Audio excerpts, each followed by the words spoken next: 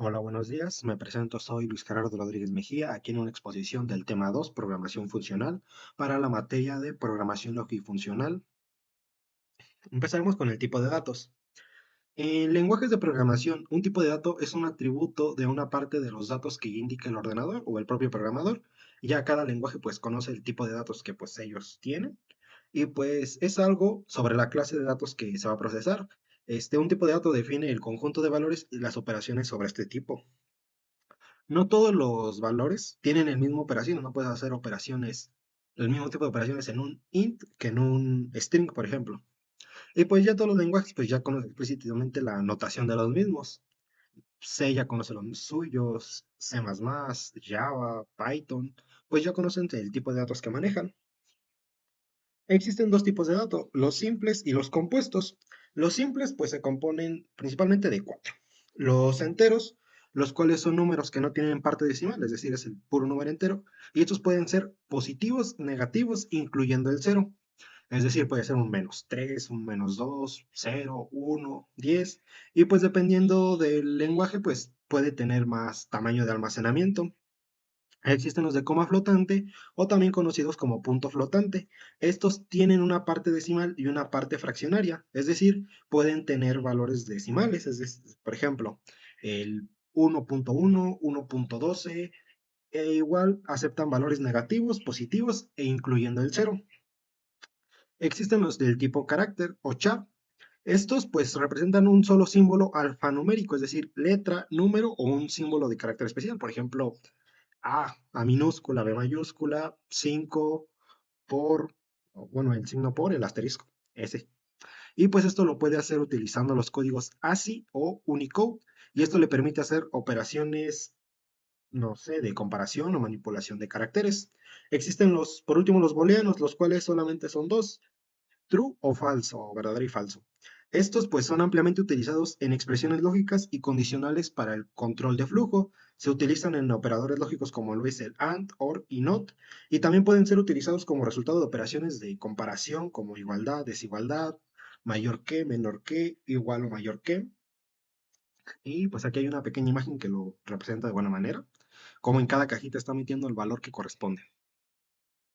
Están también los compuestos, los cuales pues empezamos con lo que son los arreglos. Los arreglos, pues, son estructuras de control que contienen una colección de elementos del mismo tipo, accesibles mediante un índice y dependiendo del lenguaje de programación, pueden tener tamaño fijo o no. Regularmente siempre tienen el tamaño fijo, una vez que tú lo declaras. La cadena de caracteres son caracteres, pero ya en forma de cadena, ya son más largas y pues son conocidas como strings. Y aquí ya no es solo un dato, sino son varios. Aquí ya puedes poner, por ejemplo, un hola mundo, hola, ¿cómo estás? Todo el abecedario, un texto enorme. Es la diferencia. Existen las listas, los cuales también son estructuras de datos que contienen diferentes tipos y estas pueden cambiar de tamaño dinámicamente. En muchos lenguajes de programación se implementan como listas enlazadas. Y por último, las tuplas, las cuales son similares a las listas, pero esas son inmutables, es decir, una vez que las creas ya no se modifican y se utilizan para almacenar colecciones ordenadas de elementos. Aquí tenemos una lista, la cual vamos a ver más adelante. Ahora vamos con las funciones. Una función en programación es una sección de un programa que calcula un valor dependientemente del resto del programa. Es decir, ellos están independientemente o aparte. Estas funciones permiten modularizar el código, es decir, divides el código en partes más pequeñas que sean más fáciles para el mantenimiento, la reutilización del código y la comprensión, que si ocupan muchas veces una operación o algo, puedes crear una función para que ella la vaya haciendo y no tengas que estar poniendo. Y por ejemplo, si tienes un programa enorme y ocupas 10 veces la multiplicación, pues ya solamente lo mandas a llamar y ya solamente le envías los parámetros y pues ya ella solita pues lo hace, ya no tienes que estar todo el rato poniendo tú la multiplicación. Y pues si por ejemplo hay un cambio en el programa o tal, pues ya tú vas directamente a esa función y ya la modificas y se modifica para todos los demás. A que si lo tuvieras en todo, pues tienes que ir una por una buscándola y pues eso, pues es más complicado. Los principales componentes son parámetros. Este puede ir o no, ya dependiendo de lo que va a ser la función. Y estos los que hacen, pues, es pasar información a la función. Estos parámetros son variables que tú le envías al momento de mandar llamar la función. Ya después va el código de la función, el cual pues ya son las instrucciones que ejecuta cuando es llamada. Este código puede realizar cálculos, manipular datos o interactuar con un entorno externo, ya sea archivos o bases de datos. Y por último, el resultado. Este puede devolver un resultado como puede que no, dependiendo de qué es lo que está haciendo la función. Y pues esto lo hace cuando ya finaliza. El valor puede ser un dato o un carácter, pues dependiendo. Y pues, como dije, al terminar su ejecución nos puede devolver un valor, por ejemplo, en una multiplicación, si tú le envías 5 y 5, te va a dar 25, como puede que no, y solamente esté como un control de flujo. Pues tiene características, permite lograr un objetivo. Cuando tú lo creas, pues está diseñado para realizar una tarea específica y que esta pues, la tiene que cumplir. Tiene un nombre identificativo, que funciona como un tipo de ID. No puede existir uno que se llame igual y así es como la mandas a llamar. Puede necesitar parámetros, como puede que no los ocupe y solamente lo estés llamando para un control de flujo o que ocupes algo de la propia función, pues le puedes enviar los parámetros como no. Y también lo que dije, nos puede retornar un resultado como puede que no. Y pues es manejado como una sola unidad, es decir, es independiente y puede ser adoptadas como bloques pues, independientes del programa. Aquí tengo un pequeño ejemplo que es de una suma, el cual pues tenemos nuestro código principal, que es todo este de aquí. Declaramos nuestras variables, imprimimos dos mensajes que nos dé el primer y el segundo valor y pues, se los asignamos a nuestra variable. Aquí, en esta parte, es lo más importante. El resultado de la suma es así se manda a llamar una función, con el nombre, por eso es identificativo, y así se mandan a llamar los parámetros a, b, que son los que estamos almacenando aquí. Por último, creamos nuestra función, static int, es decir, nos tiene que retornar un int, y se llama suma, y va a tener estos parámetros a y b. Aquí pues ya lo que hace es sumarlos, c es igual a más b, y nos va a retornar c. Y ya si le damos 5 y 5, nos va a retornar 10, y es lo que nos va a mostrar en este resultado. Y si ocupas muchas sumas, pues es igual. Por último, vamos a continuar con lo que son los intervalos, una disculpa. Los intervalos son conjuntos de números acotados muy útiles para hacer un rango, que queremos que un número vaya de tal a tal o que no se exceda de estos. Pues estos son muy útiles para eso. El intervalo es una variable que pues, nosotros le vamos a definir y está entre un valor alto y un valor más alto y puede estar entre ellos, es decir, lo puede guardar. En el caso de una variable entera, el intervalo cubrirá todos los números enteros dentro de este intervalo. Aquí tenemos el -1,5, es decir, va a aceptar todos los valores entre el -1,5, pero del tipo entero, es decir, no puedes poner 0,5 porque ya no estarías respetando porque son del tipo entero. Pero si tú pones 2 o 0 o 4, pues sí, porque los está todavía aceptando. Por último, la diferencia entre la declaración y la modificación de variables. Esto es algo importante, ya que en la programación funcional pura, una vez declarada una variable, no se puede modificar su valor. Que por ejemplo, al principio de nuestro programa, digamos, int x es igual a 5, por ejemplo. Y más adelante en el programa, volvamos a decir int este, x va a ser igual a 20.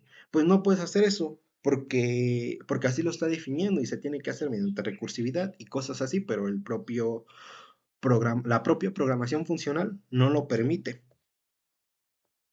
Continuamos con los operadores. Los operadores, pues es un símbolo que denota una operación aritmética, lógica o alguna operación particular, dicho de manera sencilla, varias operaciones por medio de operadores.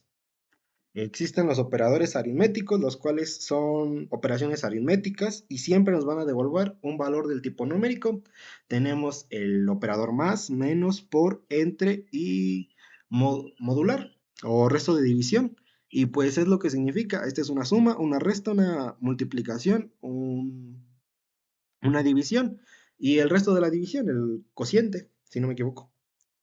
Los de asignación, es decir, son los que vamos a asignar un valor y pues esto de igual manera se puede ocupar para combinar ciertas operaciones y para facilitar la sintaxis y habilitar una ejecución más rápida. Por ejemplo, aquí no está, pero puede ser A es igual a 8. Pero aquí más igual, lo que estamos haciéndole es A más igual a 8. Lo que estamos diciendo que A va a ser igual a lo que ya tenemos guardado en A más 8. Es decir, si A valía 5 va a ser A es igual a 5 más 8. Y pues es más fácil ponerlo de esta manera. A igual, te ahorras pues tiempo de escribir y pues es fácil de entender y es más rápido de ejecutar. Entonces, lo que aquí, por ejemplo, la de la división A entre igual a 8, es decir, A es igual a entre 8. Igual lo mismo con todos. Existen los operadores racionales, los cuales lo que hacen son comparaciones y pues si una operación es evaluada como falsa, es decir, false, nos devuelve un 0 y si es verdadera o true, nos devuelve un 1. Tenemos el mayor igual que, menor igual a que, igual y desigual que. El desigual es si A es desigual de B. Por ejemplo, A es desigual que B, por ejemplo, uno es desigual de 2, pues es verdadero, porque uno no es igual a 2. El igual iguales tienen que ser idénticos. Y pues así son operadores ya básicos. Por último tenemos los lógicos, los cuales pues que existen tres tipos. El AND, el cual es el que se ocupa como un II. El, el OR, el cual son dos rayitas. Y por último tenemos la negación, el cual es un signo de admiración. Este, Estas se ocupan o son muy útiles para las operaciones lógicas, generalmente cuando se evalúan expresiones o variables, números sobre todo. Y pues, si la AND es una multiplicación entre dos valores, el OR es una suma y el NOT es una negación. Por ejemplo, regularmente se ocupa con ceros y unos. Este, el, el AND o I será si ponemos uno y uno como resultado, como es una multiplicación nos da uno, pero si ponemos uno y cero o cero y uno pues nos va a dar cero, nos va a dar un false. O con que uno de nuestros valores sea uno pues nos va a dar true. Y la negación es, si le damos un cero y le ponemos la negación, nos va a dar true porque lo está convirtiendo a uno. Continuando tenemos la aplicación de las listas. Una lista enlazada es una colección lineal de elementos llamada nodos, en el cual pues el orden se establece entre ellos y se establece mediante punteros, lo veremos adelante, direcciones o las propias referencias entre ellas. Aquí tenemos un ejemplo, que es el que puse en el anterior. Este se compone principalmente de dos partes, un campo de información, el cual pues va a almacenar el valor o la información que se quiere guardar en el nodo. Puede ser cualquier tipo de dato, dependiendo de las necesidades del programa, ya sean números o caracteres. Tenemos el campo liga. Este campo contiene la referencia o dirección de memoria que apunta al siguiente nodo. Esto es en las enlazadas simples. Por ejemplo, tenemos el 52. Este apunta al 41, está apuntando a esta parte de aquí, son como dos cuadraditos, apunta a la segunda parte. Es de que la que le sigue va a ser el 41, sigue el 42 y por último el 123. El 123 tiene una rayita porque este se llama null, es decir, ya no tiene un sucesor. Entonces, por eso se pone ese. Pero cambia porque hay diferentes tipos, los cuales voy a explicar a continuación. Principalmente sus características es de que los datos se almacenan de forma dinámica, es decir, a diferencia de algunas estructuras de datos, como los arreglos, donde el tamaño debe especificarse, aquí no, puede seguir creciendo pues conforme el tiempo, conforme se vaya ejecutando el programa. El nodo puede contener cualquier tipo de datos, una lista enlazada puede contener cualquier tipo de datos, eso significa que cada nodo puede almacenar cualquier tipo de dato, ya sea número, caracteres, estructuras, Y esto pues nos ofrece una gran flexibilidad, ya que permite a las listas adaptarse a una amplia gama de aplicaciones y pues de escenarios. Y estas son estructuras de datos lineales, es decir, las listas enlazadas son estructuras de datos lineales, lo que significa que cada elemento está secuencialmente en una línea. Este, por ejemplo aquí, es una línea, por eso se llaman lineales. Este tiene diferentes operaciones, las básicas o las primordiales es el añadir, el eliminar o el seleccionar, o también el ver si está vacía. Aquí están las que decía, las listas simples son las que vi, las que son estas, tienen una sola flechita, es decir, van en una sola dirección, pero también existen las que son las doblemente ligadas, las cuales cada nodo tiene dos punteros, uno que apunta al nodo anterior y uno que apunta al siguiente en la secuencia. Y pues esta nos permite la navegación bidireccional, lo que significa que puedes recorrer hacia adelante y hacia atrás. Por ejemplo, aquí tenemos no números, sino caracteres, García y Pérez. Es decir, García puede ir a Pérez y Pérez puede ir a García. Es decir, va y viene, o puede ir y puede regresar. Y dependiendo de lo que queramos hacer, por ejemplo, al ser una búsqueda, pues puede ser muy factible o puede regresar a buscar. Y tenemos las que son circulares, las cuales el último nodo de la lista no apunta a un null, sino que apunta al inicio del primer nodo, formando un ciclo. Esto significa que no existe un final explícito. Las listas circulares pueden ser simplemente ligadas o doblemente ligadas, dependiendo de cada nodo, si tiene uno o dos punteros. Estas pues, pueden ser útiles en necesidades de recorrer la lista continuamente, ya que no hay un final. Por ejemplo, aquí es como la que es simplemente ligada, como puede ser doblemente, pero aquí es simple. Este, y es la imagen de abajo. Aquí en el final, en esta pequeña parte, pues está haciendo un regreso. Está regresando, es decir, está regresando al primer nodo, está apuntando de nuevo a la dirección, está haciendo una especie de ciclo. Y pues es su forma de hacer, por eso se llama circulares, porque es un ciclo.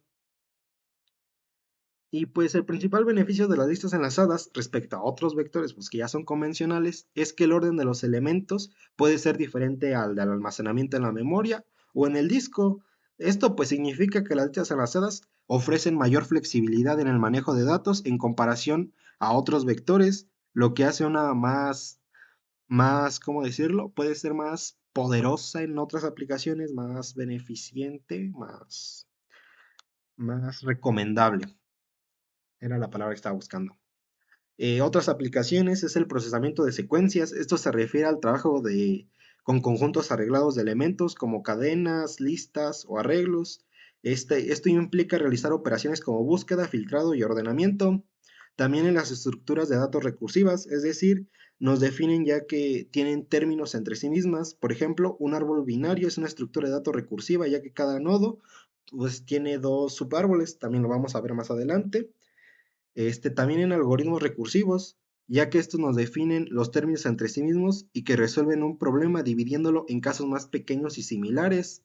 También se puede aplicar en colecciones y contenedores, los cuales son diccionarios como lo son pilas y colas, y esas estructuras proporcionan métodos y operaciones para agregar, eliminar, acceder y manipular los elementos. También en aplicaciones específicas de dominio, los cuales son programas de computadora diseñados para resolver problemas en un campo específico, como lo puede ser una ingeniería, en medicina, en, no lo sé, finanzas o algo como biología. Y por último tenemos que también pues, para la programación de alto nivel, es decir, se refiere a escribir un lenguaje en una programación que se acerca más al lenguaje humano y se acerca más no se aleja al lenguaje máquina, ya que estos proporcionan abstracciones y características que las simplifican, haciéndolos que las podemos conocer de una forma más clara y concisa y sea más fácil de ocuparlas. Pasamos con lo que ya son los árboles y es el último tema, los cuales los árboles pues son una estructura de datos no lineales, es decir, no lleva un orden lineal como el anterior, sino que pues ya, bueno, se va a ver más adelante, se ve más claro. y estas sirven para representar estructuras de información jerárquicas, direcciones o etiquetas de manera organizada. Existen varias maneras de representar un árbol. Entre las más comunes se tiene mediante círculos y flechas, los grafos, el cual es el que vamos a estar ocupando, mediante paréntesis, el cual es este de aquí. Son paréntesis y pues cada nodo pues es representado mediante es algo complicado de entender. Y también mediante la indentación, donde por ejemplo el uno es el nodo raíz y por eso es el que está más como pegado a la derecha, y a sus hijos sería 2 y 3, los cuales van un poquito menos indentados, pero igual no son muy comunes. Siempre es muy común ocuparlo mediante círculos y mediante grafos. Las aplicaciones de es que se ocupa para realizar ordenaciones de datos. Los árboles de búsqueda son útiles para organizar datos de manera eficiente. Cada elemento de datos se almacena en un nodo y estos nodos se organizan de tal manera que los elementos izquierdas son menores al nodo actual y los elementos a la derecha son los mayores. También nos puede ayudar a realizar búsqueda, ya que los árboles de búsqueda son eficaces a la hora de realizar búsquedas. Los árboles jerárquicos facilita la búsqueda de un elemento en específico. Ahorita veremos por qué son fáciles de buscar. La asignación de bloques de memoria en tamaño de variable. Esto lo que hace es que pueden utilizarse para asignar bloques de memoria de manera eficiente a- para que satisfazca las necesidades de cierto programa. También nos puede ayudar a organizar las tablas de símbolos de compiladores, a representar tablas de decisión, a resolver juegos. Por ejemplo, el ajedrez o el Go se pueden resolver mediante árboles y donde cada nodo representa un estado del juego y las ramas del árbol representan las posibles jugadas que pues se pueden realizar.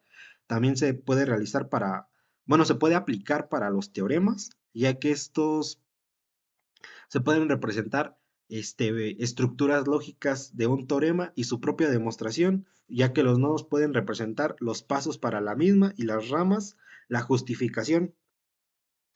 Tiene propiedades donde cada noda es un operando, los nodos raíz y los nodos internos son operadores y los subárboles son expresiones cuyo nodo raíz es un operador.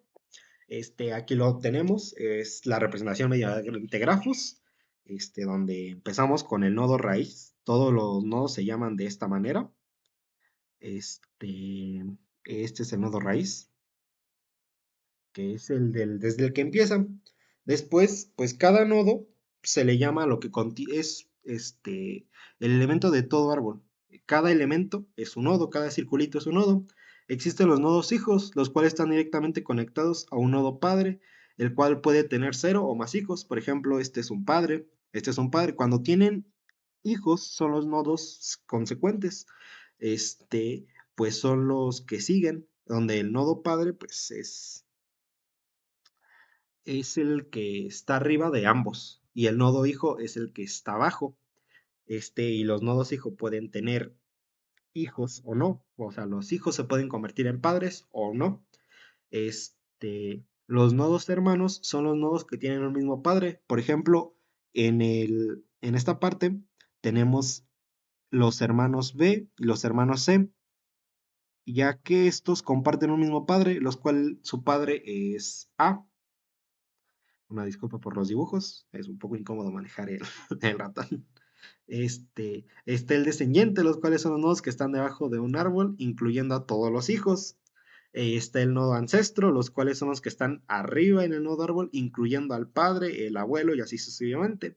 Por ejemplo, del D, sus ancestros serían B, A y A. Tenemos los nodos hoja, que son los que no tienen hijos y son los nodos terminales. En este caso sería D, esta E, esta F, esta G, todos los que están en verde, exceptuando M, porque M tiene un hijo y E también tiene un hijo. Tenemos lo que es el grado, que es el número de hijos que tiene un nodo. El, el grado puede ser 0, es el mínimo. O sea, por ejemplo, D no tiene ningún hijo y el número máximo de hijos es 2, que es consecuentemente lo que tiene. El nivel se refiere a cada nivel de generación de cada árbol. Por ejemplo, el nivel 1 sería A, el nivel 2 sería A y A, el nivel 3 sería B, C, B, A, D, esta parte de todo esto de aquí, y así consecuentemente, aquí es uno, aquí es otro, aquí es otro. La altura se refiere al total de niveles que tenemos, en este caso tenemos 2, 4, 5, es decir, la altura de nuestro árbol es 5, y por último el peso es todos los nodos, es decir, cuántos nodos tiene. Por ejemplo, aquí es 1, 2, 3, 4, 5, 6, 7, 8, 9, 10, 11, 12, 13, 14, 15, 16, 17, 18, 19, 20, 21. El peso del árbol es 21. Y aquí está lo que decía de los subárboles, es que pueden hacerse así.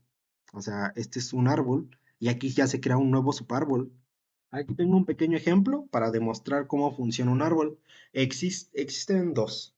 Existe el árbol, el cual es donde se llama balanceado, el cual, dependientemente de cómo se va haciendo, pues se tienen que ir haciendo ciertas modificaciones al árbol, o también uno simple. Yo voy a explicar el simple, y el por qué la búsqueda. Por ejemplo, aquí empezamos con un nodo 15, este. Este nodo 15 va a ser nuestro nodo raíz. A partir de aquí vamos a empezar. Y por ejemplo, queremos hacer una búsqueda y queremos buscar si existe un 4. Entonces, es factible porque, por ejemplo, si queremos buscar el 4, pues tenemos que saber que para el nodo izquierda, esta parte para acá, este es izquierda, este, van a estar todos los que son menores al nodo raíz y de la parte derecha todos los que son mayores. Es decir, si sabemos que vamos a buscar un 4, pues ya toda la parte de la derecha la vamos a omitir y solamente nos vamos a concentrar en la parte izquierda, haciendo que pues ya toda esta parte pues ya no la buscamos, siendo más factible la búsqueda de un valor. Igual aquí en la parte del 7, esta de aquí, este, como tenemos un 7 y queremos saber si es 4, entonces sabemos que es menor, entonces vamos a continuar por la parte izquierda y omitimos toda la parte de la derecha, es decir, solamente con dos búsquedas, dos comparaciones, ya omitimos toda esta parte de acá, toda esta. Bueno, creo que no se ve porque el ratón está en modo pluma, pero toda la parte anterior al 3, de la parte izquierda a la parte derecha, y ya sabemos que 4 es mayor a 3 y pues lo encontramos. Entonces la búsqueda pues fue satisfactoria. Aquí está. Pero ahora queremos añadir un valor. Por ejemplo, queremos añadir el 11, por ejemplo. Entonces lo que vamos a hacer es 15. ¿El 11 es menor al 15? Sí. Entonces se va a venir por esta parte, es decir, por la izquierda. Después llegamos al nodo 7, a su nodo hijo de 15. Entonces decimos, pues vamos a buscar al nodo, ahora vamos a seguir buscando. 11 es menor a 7, no. Entonces nos vamos para la derecha y continuamos para acá hasta llegar al nodo 9. Ahora decimos, 11 es menor a 9, no, pues es mayor. Entonces lo que se hace es continuamos al nodo 12 y aquí decimos, pues el nodo 12, pues sí tiene, como es un nodo hoja, pues ahora ya se va a convertir en nodo padre. Este, Decimos, el 11 es menor al 12, sí, entonces se va para la izquierda y aquí se crea. Aquí, aquí, y aquí está nuestro nodo 11. Ya se creó. En la parte a lo que me refiero cuando es balanceado, es que se hacen ciertos cálculos. Por ejemplo, este sería el 0. Es decir, tenemos 0. Aquí tenemos un menos 1. Y aquí tenemos un más 1. Si no existiera este menos 1, pero si este 1 y este el 12, se hace cierto algoritmo en el cual se rotan y dependiendo de la forma, por ejemplo, si es derecha, si es izquierda, si queda en forma como de flecha, como de signo de comparación, mayor que, menor que, se hace cierto algoritmo para hacer el cambio, pero pues si no, pues se queda de esa manera. Y ahora, por ejemplo, queremos añadir al 19. Entonces sabemos que pues, 19 es mayor a 15, entonces continuamos por la parte de la derecha, llegamos al nodo 20 y pues ya decimos, 19 es mayor a 20, no, entonces nos vamos para la izquierda, llegamos al nodo 18 y aquí decimos, 19 es mayor a 18, pues sí, Entonces se va para la derecha y como ya no existe un nodo, aquí se crea. Lo que cheque es si existe un nodo y si no existe un nodo, ahí mismo se emplea, se crea el mismo. Y aquí queda el 19. Y ahora este se convierte en nodo hoja porque no tiene ningún hijo. Esto es todo por mi parte. Estas son las referencias que estoy ocupando para la creación de esta presentación. Buen día.